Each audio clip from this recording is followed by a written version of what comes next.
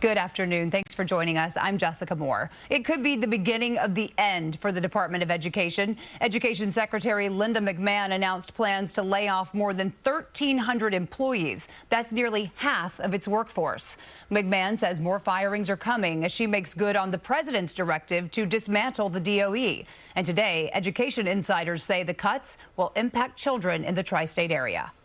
Security guards lock up the Department of Education headquarters in Washington, D.C. Tuesday evening, with the agency announcing more than 1,300 employees are being fired. To take a sledgehammer to agencies that provide critical aid for rural communities, to underserved, underprivileged communities, to hungry children is going to do damage that can't be repaired. Reaction coming swiftly and severely to the president's directive to dismantle what many consider one of the pillars of the country, especially important to children with disabilities and those from rural areas. The ability to get an education is fundamental to how we operate as a country and how we operate as a democracy. President Trump appointed Education Secretary Linda McMahon to, quote, work her way out of a job as he fulfills his campaign promise to get rid of the DOE, an agency he calls another example of wasteful government spending. And we're cutting numbers that nobody's ever seen before. McMahon defended the position on Fox News, saying the president isn't taking away education. What we did today was to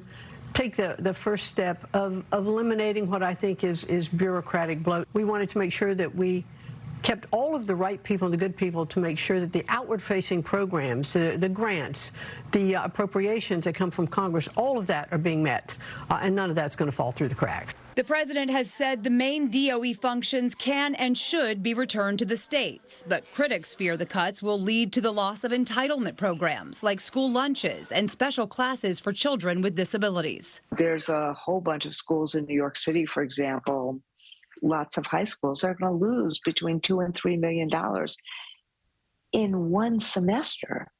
They're not going to be able to make that up. So the only way you make that up is through higher property taxes or through higher income taxes. So it's robbing Peter to pay Paul, or frankly, robbing Peter to pay Elon. McMahon says in addition to the 1,300 layoffs, another 600 employees accepted voluntary resignations or retirements over the last 2 months.